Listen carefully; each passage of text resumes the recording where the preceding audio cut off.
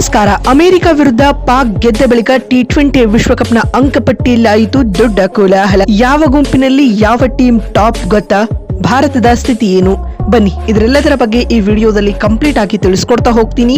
ಆದ್ರೆ ಅದಕ್ಕಿಂತ ಮುನ್ನ ನೀವು ಕೂಡ ಟೀಮ್ ಇಂಡಿಯಾದ ಅಭಿಮಾನಿಗಳಾಗಿ ಈ ವಿಡಿಯೋವನ್ನ ನೋಡುತ್ತಿದ್ದರೆ ತಪ್ಪದೆ ಈ ಕೂಡಲೇ ಈ ವಿಡಿಯೋಗೊಂದು ಲೈಕ್ ಮಾಡಿ ಮತ್ತು ನಮ್ಮ ಚಾನೆಲ್ಗೊಂದು ಸಬ್ಸ್ಕ್ರೈಬ್ ಮಾಡಿ. ಹೌದು, 2026ರ ಟಿ20 ವಿಶ್ವಕಪ್ ಇಂಟ್ರೆಸ್ಟಿಂಗ್ ಆಗಿ ಸಾಗುತ್ತಿದೆ ಸ್ನೇಹಿತರೆ.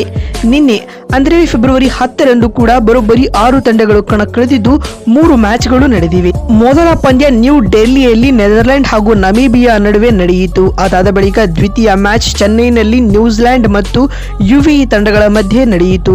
ಇನ್ನು ತೃತೀಯ ಹಾಗೂ ದಿನದ ಕೊನೆಯ ಪಂದ್ಯ ಪಾಕಿಸ್ತಾನ ಮತ್ತು ಯುಎಸ್ಎ ತಂಡಗಳ ಮಧ್ಯೆ ಕೊಲಂಬೋದಲ್ಲಿ ನಡೆದಿತ್ತು ಸ್ನೇಹಿತರೆ. ಮೊದಲ ಪಂದ್ಯದಲ್ಲಿ ನೆದರ್ಲ್ಯಾಂಡ್ಸ್ ತಂಡದ ವಿರುದ್ಧ ನಮೀಬಿಯಾ 7 ವಿಕೆಟ್ಗಳ ಭರ್ಜರಿ ಗೆಲುವು ದಾಖಲಿಸಿತ್ತು ಸ್ನೇಹಿತರೆ. ಇನ್ನು ದ್ವಿತೀಯ ಪಂದ್ಯದಲ್ಲಿ ಯುಎಇ ವಿರುದ್ಧ ನ್ಯೂಜಿಲೆಂಡ್ ತಂಡ 10 ವಿಕೆಟ್ಗಳ ಏಕಪಕ್ಷೀಯ ವಿಕ್ಟರಿ ಕಂಡಿತು. ಟಿಮ್ ಸೆಫರ್ಟ್ ಹಾಗೂ ಫಿನ್ ಅಲೆನ್ ನಿಜಕ್ಕೂ ನಿನ್ನೆ ಧ್ವಂಸ ಮಾಡಿಬಿಟ್ರು. ಇನ್ನು ಮೂರನೇ ಹಾಗೂ ಪ್ರೈಮ್ ಟೈಮ್ ಪಂದ್ಯದಲ್ಲಿ ಪಾಕ್ ವಿರುದ್ಧ ಯುಎಸ್ಎ ತಂಡ 32 ರನ್ಗಳ ಸೋಲನ್ನ ಒಪ್ಪಿಕೊಳ್ಳಬೇಕಾಯಿತು.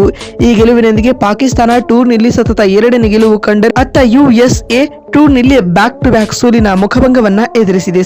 ಇನ್ನು ಇದೀಗ ನಿನ್ನೆ ನಡೆದ ಈ 3 ಪಂದ್ಯಗಳ ಮುಕ್ತಾಯದ ಬಳಿಕ ಬಿಡುಗಡೆ ಆಗಿರುವ ಎಲ್ಲ 4 ಗುಂಪಿನ ಹೊಸ ಪಾಯಿಂಟ್ಸ್ ಟೇಬಲ್ ಪಟ್ಟಿ ಯಾವ ರೀತಿಯಾಗಿದೆ ಅಂತ ನೋಡ್ತಾ ಬರುವುದಾದ್ರೆ, ಮೊದಲನೆಯದಾಗಿ ಎ ಗುಂಪಿನ ಬಗ್ಗೆ ಮಾತನಾಡುವುದಾದರೆ, ಎ ಗುಂಪಿನಲ್ಲಿ ಪಾಕಿಸ್ತಾನ ಮೊದಲ ಸ್ಥಾನದಲ್ಲಿದ್ದು ಪಾಕ್ ಆಡಿದ 2 ಪಂದ್ಯಗಳಿಂದ 2ರಲ್ಲಿ ಗೆಲುವು ದಾಖಲಿಸಿ 4 ಅಂಕಗಳೊಂದಿಗೆ ಮೊದಲ ಸ್ಥಾನದಲ್ಲಿದೆ.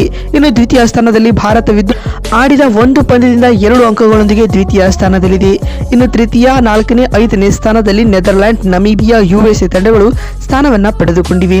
ಇನ್ನು ಬಿ ಗುಂಪಿನ ಬಗ್ಗೆ ಮಾತನಾಡುವುದಾದರೆ, ಬಿ ಗುಂಪಿನಲ್ಲಿ ಮೊದಲ 2 ಸ್ಥಾನಗಳಲ್ಲಿ ಜಿಂಬಾಬ್ವೆ ಹಾಗೂ ಶ್ರೀಲಂಕಾ ತಂಡಗಳಿದ್ದು ಈ ತಂಡಗಳು ಆಡಿದ 1 ಪಂದ್ಯದಿಂದ 2 ಅಂಕಗಳನ್ನು ಪಡೆದುಕೊಂಡು ಟಾಪ್ 2 ನಲ್ಲಿವೆ. ಇನ್ನು ತೃತೀಯ, 4ನೇ, 5ನೇ ಸ್ಥಾನದಲ್ಲಿ ಐರ್ಲೆಂಡ್, ಒಮಾನ್ ಮತ್ತು ಆಸ್ಟ್ರೇಲಿಯಾ ತಂಡಗಳು ಕಾಣಿಸಿಕೊಳ್ತಾ ಇವೆ.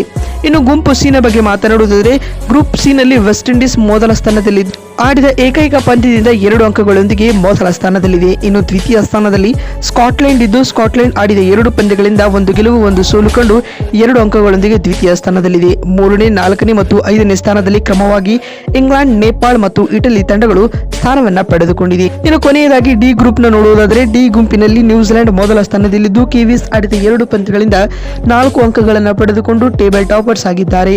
ಇನ್ನು ದ್ವಿತೀಯ ಸ್ಥಾನದಲ್ಲಿ ಆಫ್ರಿಕಾ ಪಡೆ ಇದ್ದು ಆಫ್ರಿಕಾ ಕೂಡ ಆಡಿದ 1 ಮ್ಯಾಚ್ನಿಂದ ಆ ಮ್ಯಾಚ್ ಗೆದ್ದುಕೊಂಡು 2 ಅಂಕಗಳೊಂದಿಗೆ ದ್ವಿತೀಯ ಸ್ಥಾನದಲ್ಲಿದೆ. ಇನ್ನು 3ನೇ, 4ನೇ ಮತ್ತು 5ನೇ ಸ್ಥಾನದಲ್ಲಿ ಕ್ರಮವಾಗಿ ಅಫ್ಘಾನ್, ಯುಎಇ ಮತ್ತು ಕೆನಡಾ ತಂಡಗಳು ಸ್ಥಾನವನ್ನ ಪಡೆದುಕೊಂಡಿವೆ.